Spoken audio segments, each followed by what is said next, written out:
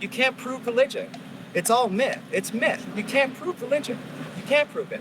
Prove it to me that Jesus existed. Prove to me that these precepts are No correct. problem. I'll prove to you Jesus if you first of all prove to me Napoleon.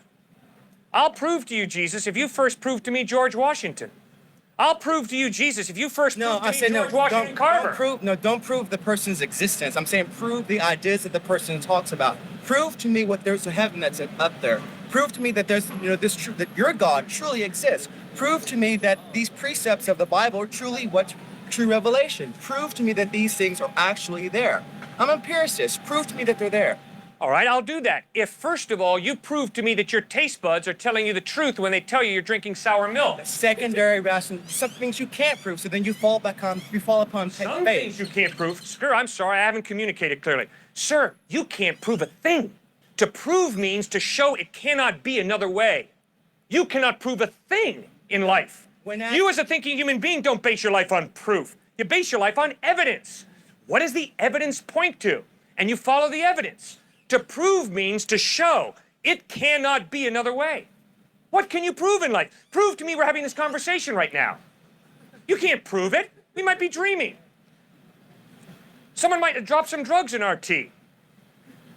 But the evidence is we're having this conversation. That's why I'm hanging in there with you. That's why you're hanging in there with me.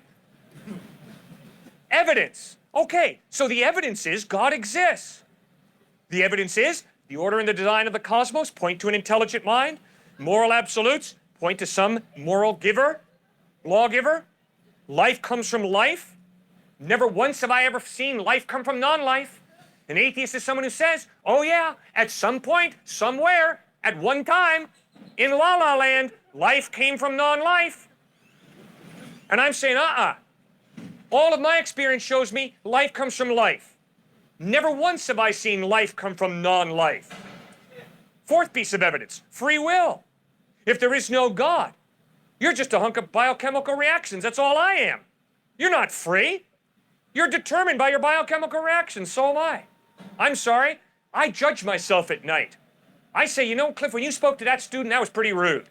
When you spoke to that student, boy, you displayed a lot of patience, man. Tomorrow, do that again and don't do that. I judge myself. I critique myself. I'm free. I don't have to do what I do. Well, if I'm free, it means there's more to me than just my biochemical makeup. There's a soul, a personality, an I that goes beyond the biochemical. I have a free will. Well, the free will can only exist if there's some type of God who creates me biochemically, but also gives me a will that's not totally dependent upon my biochemical reactions. That's why I believe God exists. Now, why do I believe Jesus is reliable? Because the historical evidence of the way he lived, what he taught, how he died, how he rose from the dead, points to his credibility. If you live like Jesus lived, if you teach what he taught, if you died the way he died, loving and forgiving your enemies, and if 3 days later you rise from the dead, sir, I will listen very closely to everything you have to say, because the evidence is you're trustworthy. So that's why I believe in Jesus. Does that make any sense? Slightly, yes, but still, you must admit that a lot of religious beliefs and stuff fall upon the ideas of faith, and that there's some things you can answer.